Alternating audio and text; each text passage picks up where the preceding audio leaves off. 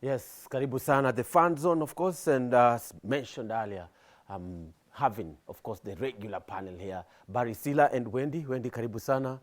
Yeah, and Barry, karibu tena. Sio? Thank you. And a lot to speak about this particular, on the fan zone, with the Premier Leagues and everything else having seeded ground for now UEFA Nations League, Club World Cup, and also the World Cup qualifiers and the transfers. But let's talk about the UEFA Nations League and Portugal just doing enough to win their second UEFA Nations League title. I mean, the final could have gone either way, but at the end of the day, Portugal ndo walishinda. Wendy, maybe how good were Portugal? Wow, Portugal, I'll start by saying Spain, they were too lazy at the end.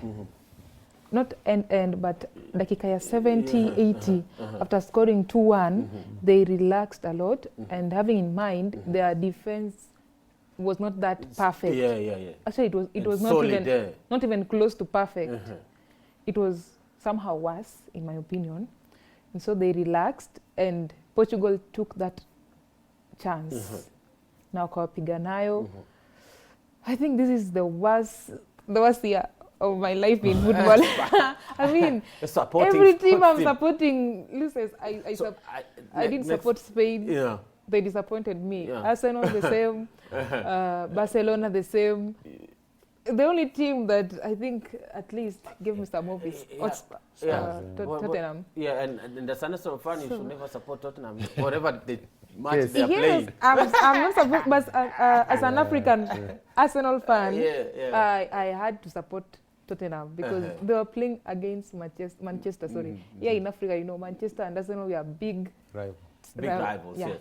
And So, maybe, for Spain, so it was not easy for them to hold on to the lead. Exactly. It was not all easy to hold on to the lead, but I think Portugal also came with a game plan, and I think also their fullbacks and wingbacks helped a lot with the attacking. Yes. The Nuno Mendes was exceptional in that match.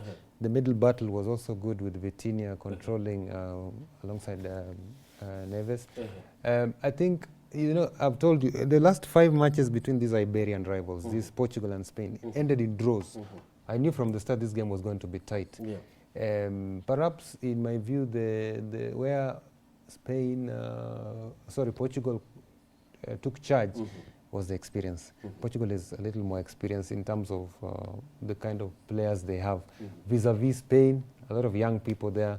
Some have not really experienced that level, like the likes of Yamal. And I think now it puts end to the discussion of now who goes with the Ballon. I'm not sure Ballon will go with anybody from Barcelona, unless a miracle happens. Where could it go? Oh, obviously PSG. And Dembele?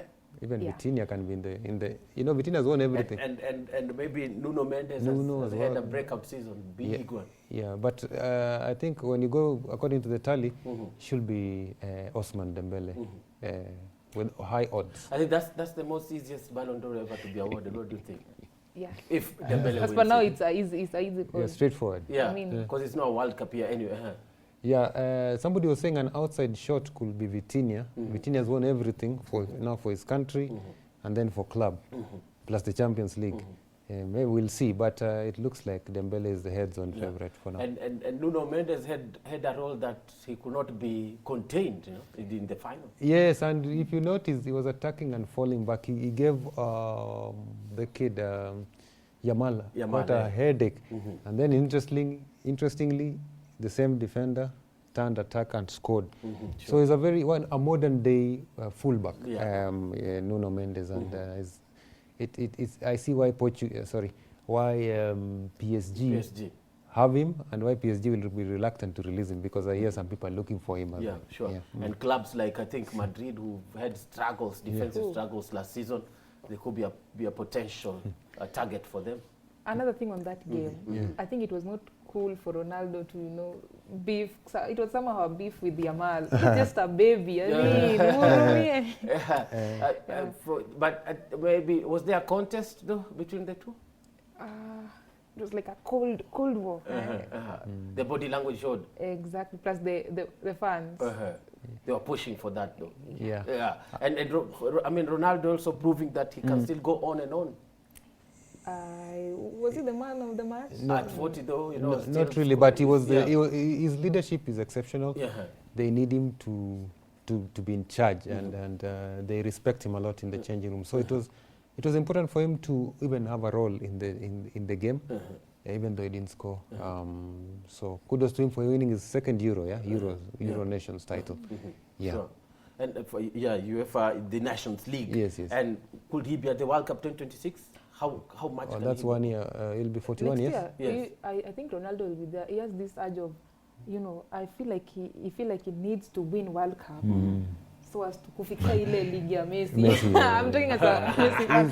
But if you see him, he feel like he need to win that World Cup, ndio retire, which I feel will be somehow impossible for him. What do you mean? And right now, I think Portugal has a very good team. Portugal, I think, has a good squad. Starting from the goalpost, Yes, but amjaangalia the Latin Americans. I mean, Argentina, there's no way they're going to retain the World Cup. I don't think. But Brazil.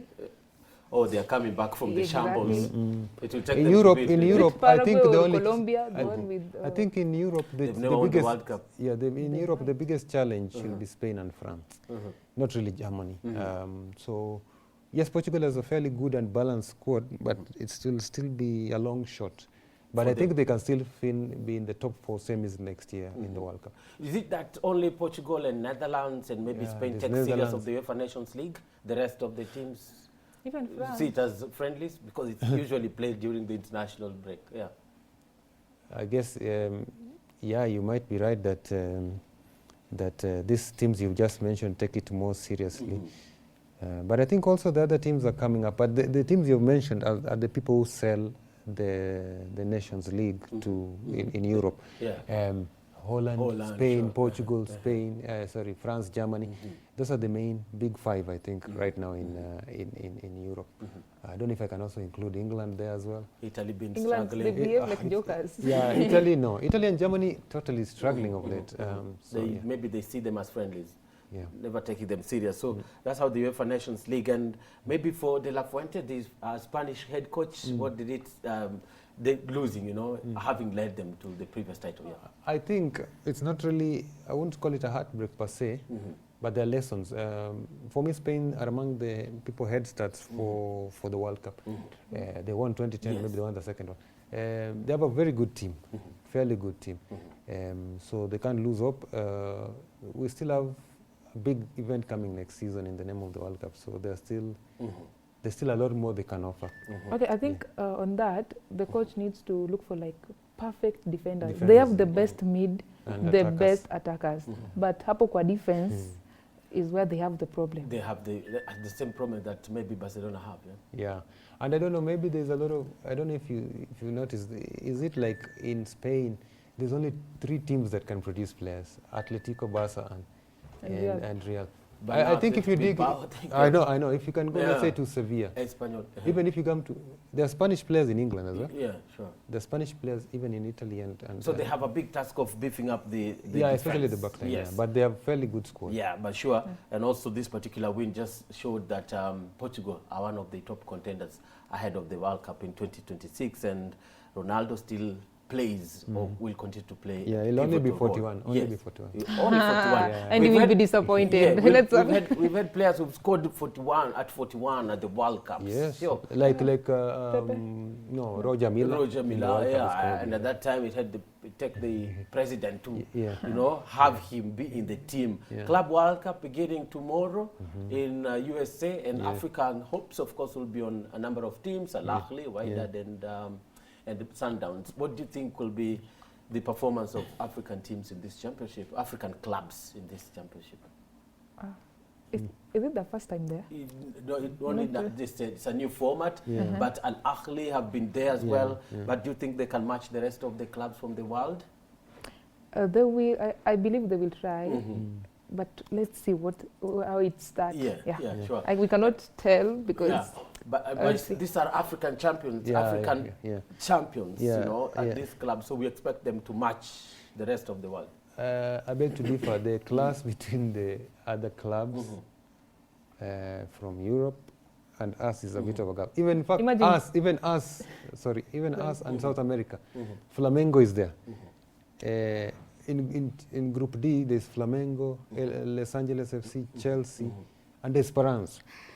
So already now that group, it means Flamengo now, Esperance has to do much more. But it's a good opportunity for the African clubs to go there and show what they're made of. Yeah. You are not going to add numbers, but we expect the likes of Zamalek, Ali and Sundowns to put in a good show.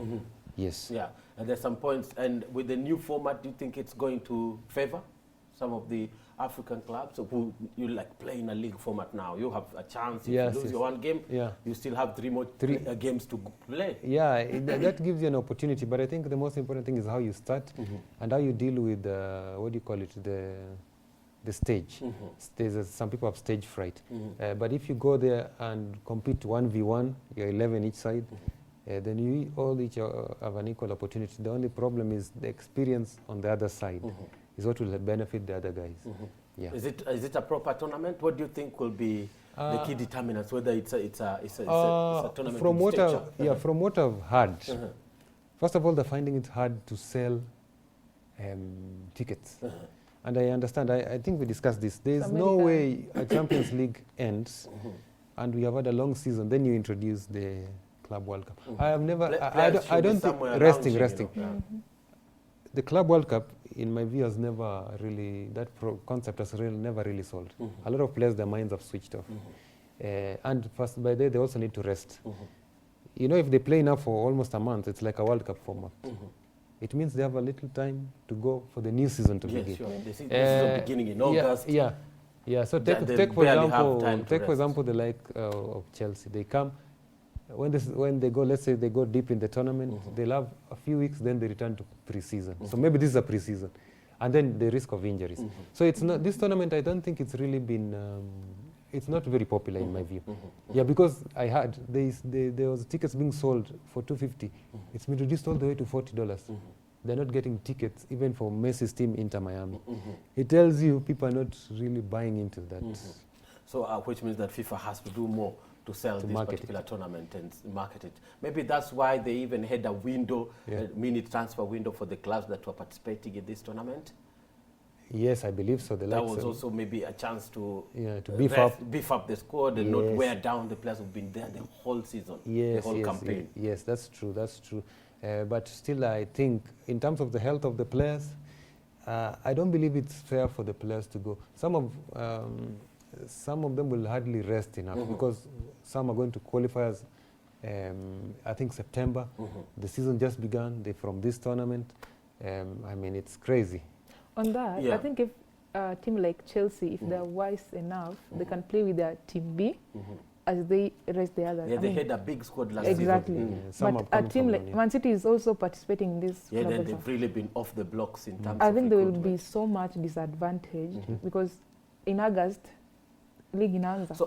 So I think watakuwa umechoka. But they have like 6 new signings. Yes, 6 new signings at Nouri, Cherki, I mean a whole number. But again, I think for clubs this is like the new pre-season for them. Basically this is the pre-season. Yeah. But it's coming too close to the new season. Yeah. And too close after the end of the regular season. So basically they have not rested. Yeah, sure. Yeah. And I remember at one time Mbappe raising an issue and saying like if it like NBA players have up to 2 months. Resting, before the new season begins. And there's an association of players that said one day they will go on strike. I had Rodri saying in one of the interviews because they're being forced to play too many games. And I understand from the perspective of federations, FA or UEFA or FIFA, it's commercial.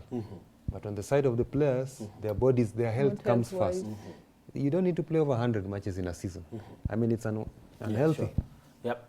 And of course, transfers coming on through. And is it a done deal for Arsenal and Zubi? Mendy? Yeah. Yes, it's done. Yeah. But we are still buying more. But do you think he will walk straight into the first 11? Of course. That's obvious. Barry, do you think so? Yeah, Zubi is a top player.